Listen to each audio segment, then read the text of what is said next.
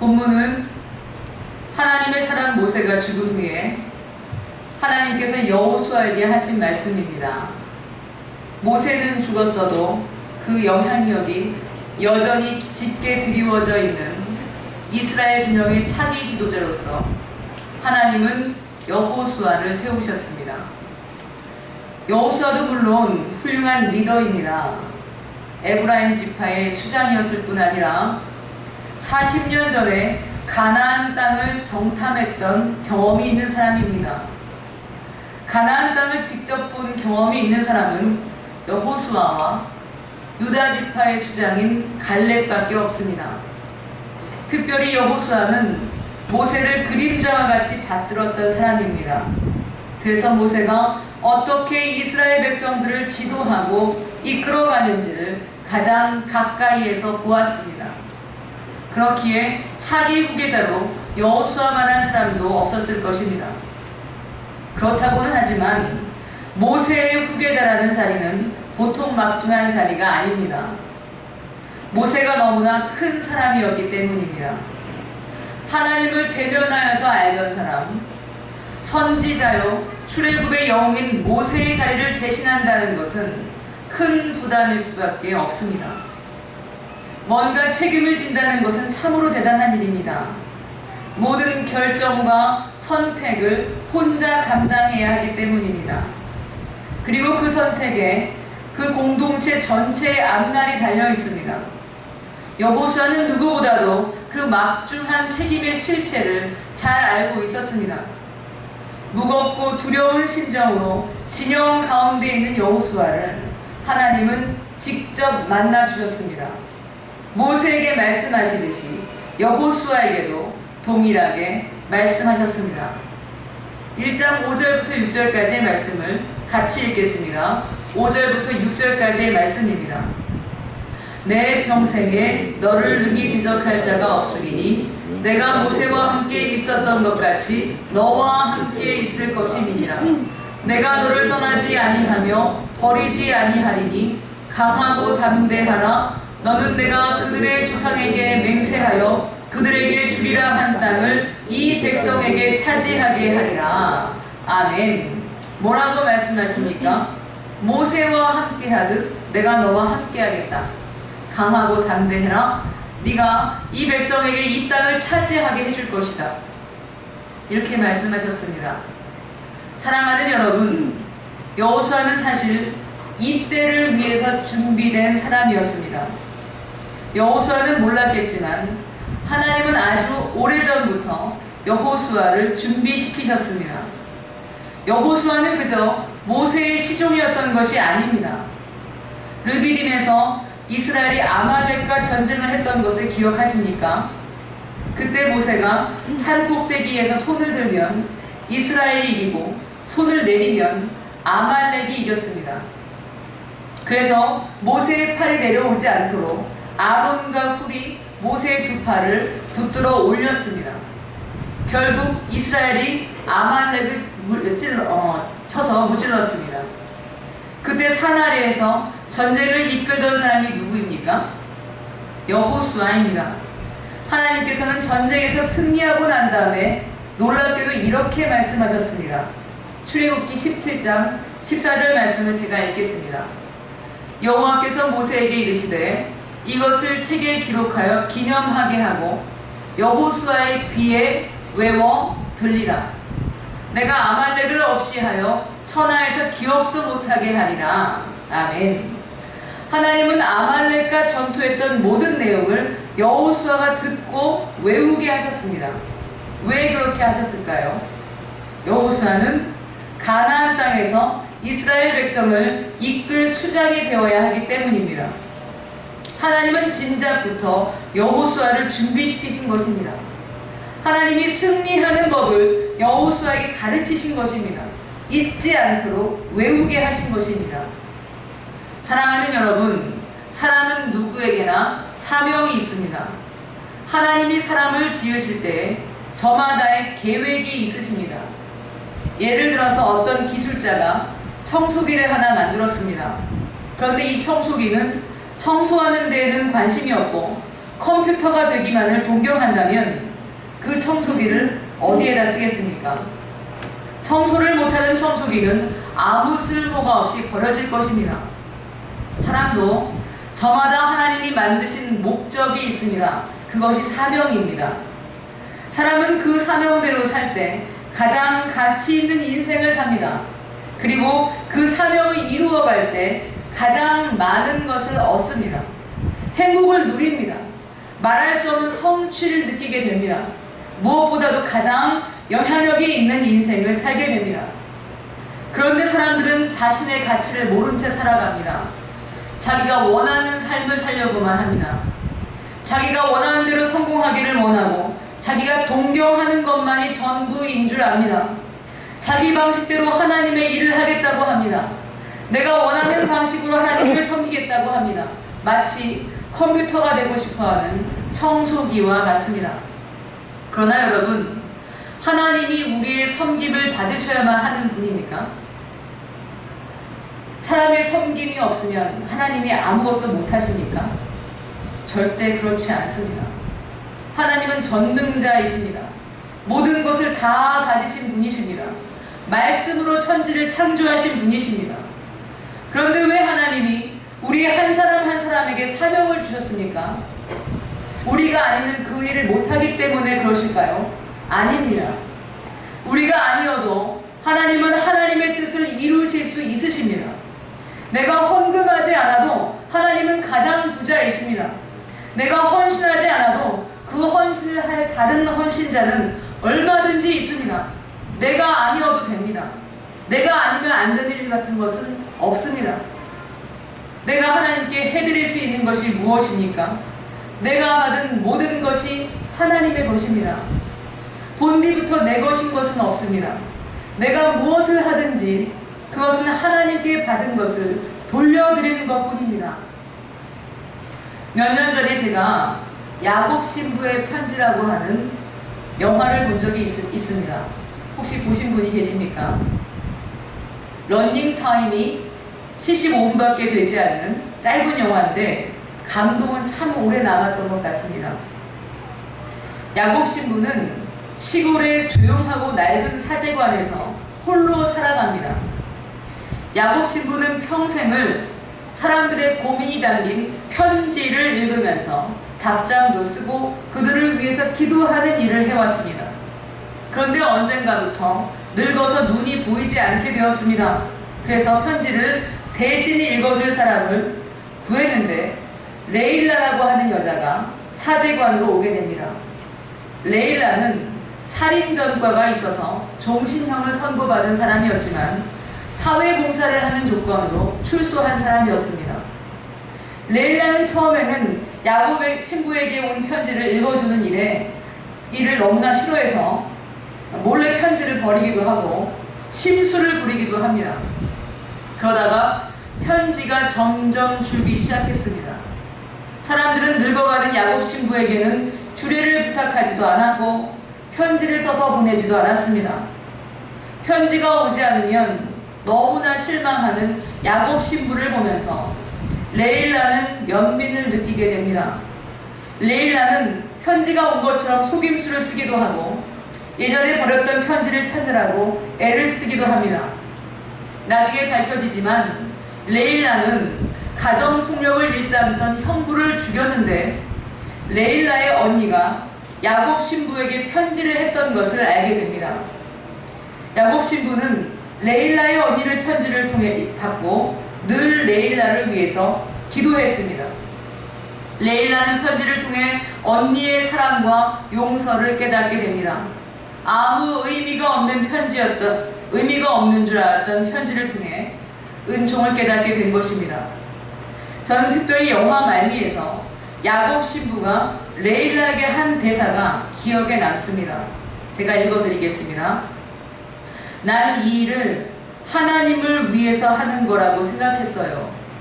하지만 그 반대였나 봐요. 나 자신을 위한 일이었나 봅니다. 나를 지탱하게 하려는 주님의 방법이었던 거죠. 나를 집으로 이끄시는 방법이요. 사랑하는 여러분, 우리는 우리가 하는 일이 하나님을 위해 내가 하는 것이라고 생각합니다. 그러나 사실은 나를 위해서 하는 것입니다. 저는 목사가 되지 않았으면 아마 행복하지 않았을 것입니다. 하나님을 위해서 목사가 된 것이 아닙니다. 저 아니어도 훌륭한 목사님들은 많이 계십니다. 왜 제가 목사가 되었겠습니까? 하나님이 저를 위해서 목사가 되게 하신 것입니다. 왜냐하면 저는 목회를 하지 않으면 아무 소용이 없는 사람이기 때문입니다. 하나님은 제가 아니어도 사용할 사람이 많이 있으십니다. 그러나 저는 목회를 하지 않으면 하나님을 따르지 못했을 것입니다. 제가 만약 평신도였다면 말씀도 읽지 않았을 것이고 예배도 잘 참석하지 않았을 것입니다.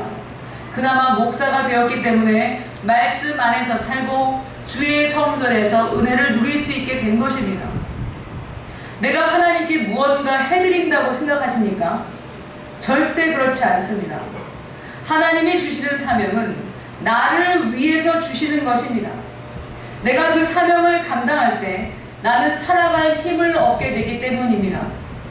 그 사명을 하나님과 함께 이루어갈 때에 나는 주님을 닮아가게 됩니다. 하나님과 하나가 되는 복을 누리게 된다는 말씀입니다. 그런데 사람들은 다른 사람의 삶을 동경합니다. 왜 내게 이 일을 맡겼느냐고 원망합니다. 자신의 방식대로 하나님을 섬기려고만 합니다. 가장 좋은 것을 주시려는 하나님의 뜻을 외면하려고만 합니다.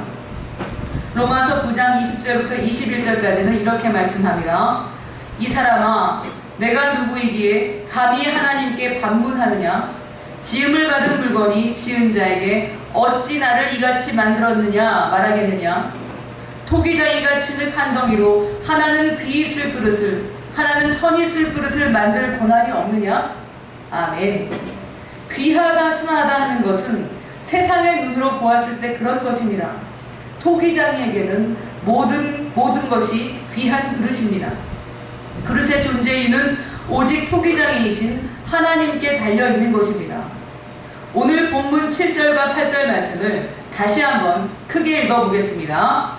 오직 강하고 극히 담대하여 나의 종 모세가 내게 명령한 그 율법을 다 지켜 행하고 우로나 좌로나 치우치지 말라. 그리하면 어디로 가든지 형통하리니 이 율법책을 내 입에서 떠나지 말게 하며 주야로 그것을 묵상하여 그 안에 기록된 대로 다 지켜 행하라. 그리하면 내 길이 평탄하게 될 것이며 내가 형통하리라. 아멘. 본문에서는 형통이라는 말이 2번이나 나옵니다. 형통한다는 말은 뭘 해도 다 잘 된다는 뜻입니다. 무엇을 하든지 잘 될 것이라는 말입니다. 이 말은 사명을 잘 완수하게 될 것이라는 말입니다. 하나님은 오늘 우리에게 말씀하십니다. 내가 형통하리라. 어떻게 할 때 우리가 형통한지 본문을 통해서 함께 확인해 보겠습니다. 어떻게 할 때 형통한다고 말씀합니까? 율법을 다 지켜 행하고 우로나 좌로나 치우치지 말라. 또 뭡니까? 율법책을 내 입에서 떠나지 말게 하며 주야로 그것을 묵상하여 그 안에 기록된 대로 다 지켜 행하라. 아멘. 사랑하는 여러분, 이 세상에서 형통하는 방법은 단 한 가지뿐입니다. 무엇입니까? 말씀을 묵상하며 그대로 순종하는 것뿐입니다. 뭐라고 말씀드렸습니까? 말씀을 묵상하며 순종하는 것. 말씀 묵상과 말씀 순종밖에는 없습니다. 먼저 말씀을 묵상하는 것에 대해서 제가 말씀드리겠습니다. 말씀을 묵상한다는 것은 무엇입니까? 하나님의 말씀을 내 안에 담는 것입니다. 하나님의 말씀을 계속해서 내 마음에 담고 또 담으라는 것입니다. 그러다 보면 점점 하나님의 말씀과 내 언어가 닮아갑니다. 사랑하는 여러분, 참 놀라운 일입니다. 하나님의 말씀과 내 언어가 닮았다는 것은 엄청난 축복입니다. 왜 그렇습니까? 하나님의 말씀은 보통 말씀이 아닙니다. 창조의 능력이 있는 말씀입니다. 하나님은 말씀으로 천지를 창조하셨습니다. 하나님의 말씀을 묵상할 때 내 언어에도 창조의 능력이 생깁니다. 하나님의 말씀은 거룩합니다. 내가 뱉는 말이 하나님의 말씀처럼 거룩하게 된다는 말씀입니다. 너세니오 호소나의 소설 큰 바위의 얼굴은 중요한 교훈을 알려줍니다. 한 시골의 산마루에 큰 바위의 얼굴이 새겨져 있었는데 마을에는 이 큰 바위의 얼굴을 닮은 사람이 언젠가는 찾아올 것이라는 예언이 전해지고 있었습니다. 소년 어니스트는 큰 바위의 얼굴을 닮은 사람이 오기만을 간절히 소원했습니다. 처음에는 부자 상인이 마을에 등장하지만 그는 돈에 인색한 사람이었습니다. 그 다음에는 위대한 장군이 찾아오는데 그도 예언한 인물이 아니었습니다. 그 후에는 정치인이 찾아오는데 그도 예언한 사람이 아니었습니다. 큰 바위의 얼굴을 기다리는 동안 어니스트는 노인이 되었습니다. 마지막으로 저명한 시인이 마을에 찾아오지만 그는 스스로가 큰 바위의 얼굴을 닮지 않았다고 고백하게 됩니다. 그런데 시인은 실망하는 사람들 속에서 어니스트를 발견하고는 어니스트야말로 큰 바위의 얼굴을 닮았다고 외칩니다. 정말 어니스트가 큰 바위의 얼굴을 닮은 그 사람이었던 것입니다. 어떻게 된 일일까요? 어니스트는 어려서부터 늘 바위를 보면서 그 얼굴을 마음에 담았기 때문입니다.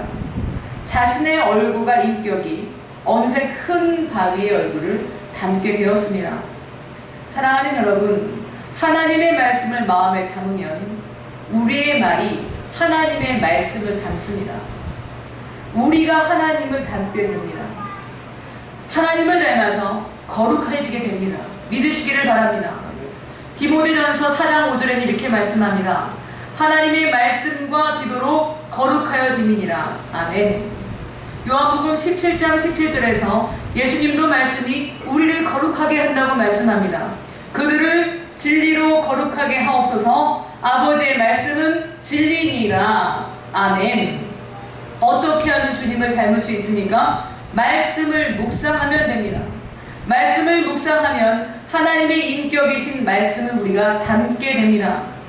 사랑하는 여러분, 말씀을 늘 마음에 담으시기를 바랍니다. 우리가 하나님을 닮게 될 것입니다. 여러분, 우리가 언제 가장 힘듭니까? 저는 하나님의 말씀을 듣지 못할 때가 가장 힘듭니다. 사방에 우겨쌈을 당하고 있는데 무엇이 하나님의 뜻인지, 어떻게 하기 원하시는지를 전혀 모르면 참 많이 힘듭니다. 그때는 하나님의 말씀이 있는 곳에 나를 노출해야만 합니다. 늘 말씀을 묵상하고 말씀이 선포되는 그 자리에 내가 있어야 됩니다. 하나님이 내게 주시는 말씀에 귀를 기울여야 한다는 말씀입니다. 캄캄한 밤에 홀로 서 있는 것 같은 철저한 외로움의 때가 사람에게는 누구나 찾아옵니다. 외로움은 믿는 자에게는 당연한 수순입니다. 왜냐하면 하나님의 말씀만이 믿는 우리에게 등불이 되기 때문입니다. 하나님의 말씀을 들으려면 외로워야 됩니다. 혼자 있어야만 합니다. 세상의 소리를 끄고 말씀을 들어야 합니다. 그래야 말씀이 등불이 돼서 살아갈 수 있습니다. 시편 119편 105절은 이렇게 말씀합니다. 주의 말씀은 내 발의 등이요 내 길의 빛이니이다. 아멘. 말씀을 묵상하는 가운데 사명의 길과 내 삶을 조명하는 복이 임하시기를 예수님의 이름으로 소원합니다. 예수님을 닮는 복이 임하시기를 원합니다. 형통하기 위해 말씀 묵상에 대해서 이야기했습니다. 둘째로, 묵상한 말씀에 순종해야 됩니다.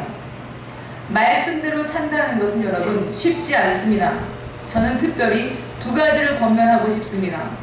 하나는 말을 제어하라는 것입니다. 야고보서 3장 2절부터 3절은 이렇게 말씀합니다. 우리가 다 실수가 많으니 만일 말에 실수가 없는 자라면 곧 온전한 사람이라. 능히 온 몸도 굴레 씌우리라. 우리가 말들의 입에 재갈을 물리는 것은 우리에게 순종하게 하려고 그 온 몸을 제어하는 것이니라. 아멘. 말을 제어하면 온 몸을 제어하게 됩니다. 순종하게 됩니다. 하나님의 말씀에 순종하려면 내 입술의 말부터 굴레를 씌워야 합니다.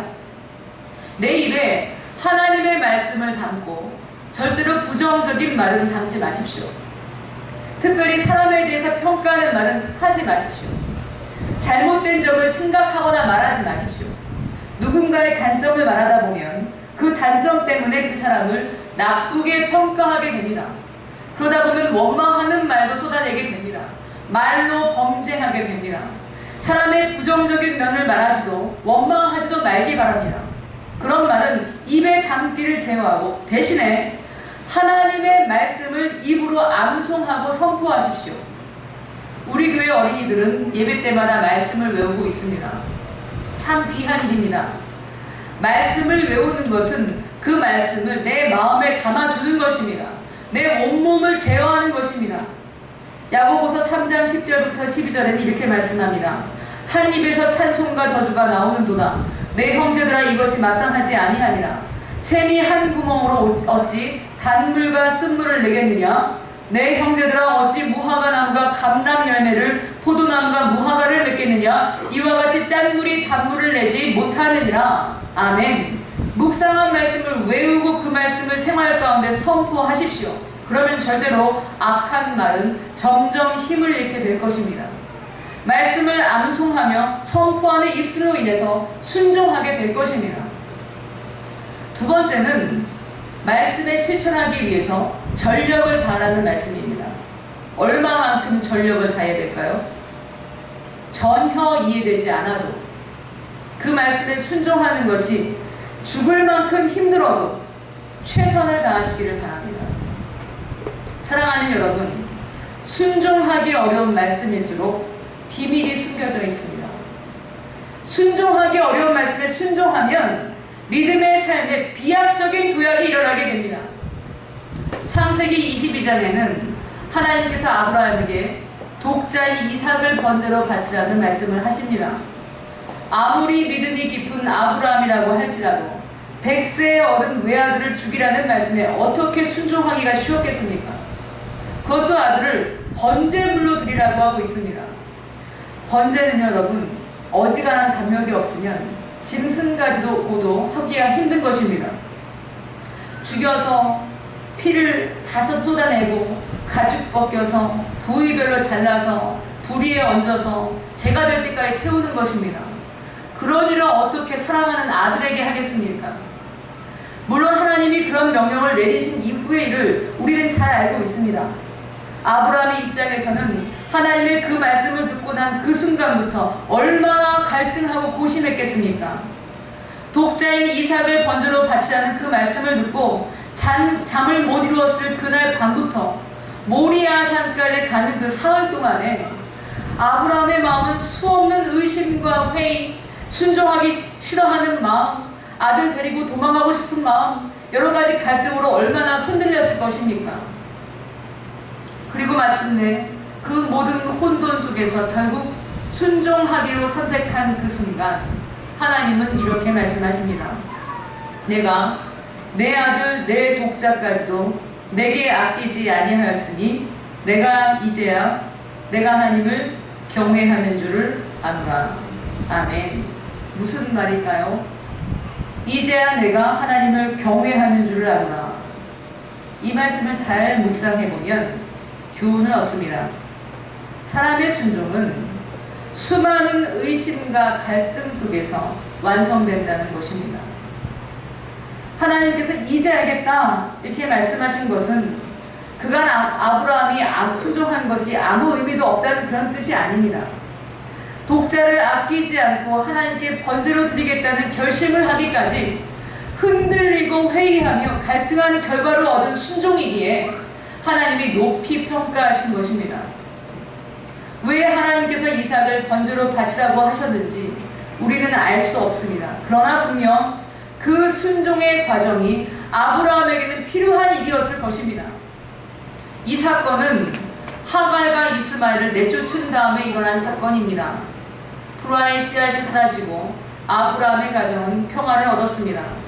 그런 가운데 아비멜렉과 언약을 맺을 만큼 강성해졌습니다. 어쩌면 아브라함의 마음속에 안주하고 싶은 영적인 해이가 찾아왔을지도 모릅니다. 하나님은 어떤 경우에서 선하십니다. 하나님은 사람을 번제로 드리는 것을 경멸하십니다. 당시 가나안 땅에는 몰렉을 섬기는 사람들이 자기 자녀를 번제로 드리는 경우가 실제로 있었습니다. 하나님은 그 악한 일을 절대 하지 못하도록 엄히 경계하셨습니다. 레위기 18장 21절엔 이렇게 말씀합니다. 너는 결단코 자녀를 몰렉에게 주어 불로 통과하게 함으로 내 하나님의 이름을 욕되게 하지 말라. 나는 여호와이니라. 아멘. 그렇기에 아브라함이 아들을 번제로 바치는 일 자체는 하나님이 원하시는 일이 절대로 아닙니다. 아브라함에게는 시험을 통과해야 하는 이유가 분명히 있었을 것입니다. 아브라함 자신은 그 이유를 모릅니다. 그래도 하나님의 말씀에 순종했고 하나님을 경외하는 사람으로 점점 더 흠이 없는 사람이 되었습니다. 사랑하는 여러분, 선하신 하나님이 하시는 일에는 분명히 선하신 이유가 있습니다. 믿으시기를 바랍니다. 어떤 경우에도 하나님의 선하심을 신뢰하고 그 말씀에 순종하는 것이 형통의 비결임을 믿으시기 바랍니다. 창세기 39장 2절부터 3절까지는 또 한 사람의 형통한 사람이 등장합니다. 요셉입니다. 제가 읽어드리겠습니다. 여호와께서 요셉과 함께 하심으로 그가 형통한 자가 되어 그의 주인 애굽 사람의 집에 있으니 그의 주인이 여호와께서 그와 함께 하심을 보며 또 여호와께서 그의 범사에 형통하게 하심을 보았더라. 아멘. 요셉은 이유를 알지 못한 채 타지에서 노예가 되었습니다. 얼마나 억울한 일입니까? 그래도 하나님과 함께하는 삶을 살았습니다. 그 말씀에 순종하며 살았습니다. 그래서 형통했습니다. 처음엔 노예로서 형통했습니다. 감옥 안에서 형통했을 뿐이었습니다. 그러다가 세상을 통치하는 총리로서 형통하게 되었습니다. 요셉은 보디발의 아내가 그를 유혹했을 때 순종의 단면이 드러납니다. 왜 그가 형통한 삶을 살았는지 알게 하는 장면입니다. 창세기 39장 9절 하반절만 제가 읽겠습니다. 그런즉 내가 어찌 이 큰 악을 행하여 하나님께 죄를 지으리이까. 아멘. 아무리 억울한 일을 당해도 노예로 살아도 나는 하나님의 말씀에 순종하겠습니다. 나는 죄를 짓지 않겠습니다. 요셉의 삶은 말씀에 순종하는 삶이었습니다. 그래서 형통했습니다. 사랑하는 여러분, 선하신 하나님께서 순종하라고 하시면 반드시 이유가 있는 것입니다. 그것이 정말 내 머리로는 이해가 되지 않아도, 내가 너무 억울해도, 지금은 이것은 나에게 전혀 맞지 않은 옷처럼 느껴져도 선하신 하나님을 신뢰하시기를 바랍니다. 그 말씀에 최선을 다해서 죽을 만큼 순종하시길 바랍니다. 사랑하는 여러분, 하나님이 말씀하시는 것은 우리가 순종하기 어려운 것이 사실은 결코 아닙니다. 우리가 순종하기 어렵다고 생각하는 것 뿐입니다. 마태복음 11장 30절에는 예수님이 이렇게 말씀하십니다. 이는 내 멍에는 쉽고 내 짐은 가벼움이니라 하시니라. 아멘. 예수님은 분명히 말씀하셨습니다. 말씀에 순종하는 것이 어렵지 않다고 말씀하십니다. 순종하겠다고 결단하시기를 바랍니다. 그리고 입술로 선포하시기 바랍니다. 아브라함이 끝까지 순종하기로 결심했던 것처럼, 요셉이 절망 속에서도 끝까지 말씀에 순종했던 것처럼 최선을 다해서 순종하시기를 바랍니다. 결단하지 않기 때문에, 최선을 다하지 않기 때문에 우리가 넘어지는 것입니다.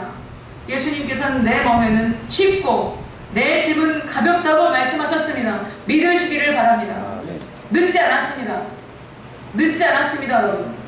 진작 그랬으면 좋았을 것이라고 생각하지 마십시오. 왜냐하면 실패도 배운 것이기 때문입니다. 잘했을 때만 우리는 배운 것이 아닙니다. 실패도 우리에게 교훈을 줍니다. 어쩌면 실패가 더 큰 교훈을 우리에게 줍니다. 그간 겪었던 모든 실패도 잘해낸 것 이상으로 내게 유익한 것입니다. 조금 늦어도 괜찮습니다. 이제 결단해도 괜찮습니다. 늘 말씀을 묵상하겠다고, 그 말씀을 듣는 자리에 읽겠다고, 그 깨닫는 말씀에 순종하겠다고 결단하시길 바랍니다. 내 멍에는 쉽고 내 짐은 가벼움이니라. 주님의 말씀에 아멘으로 화답하시기를 바랍니다. 여러분은 형통하게 될 것입니다. 믿으시기 바랍니다. 그리고 여러분이 형통하기를 원하시는, 간절히 원하시는 분이 계시는데 그분은 우리 하나님이십니다. 형통하기를 원합니다. 기도하겠습니다.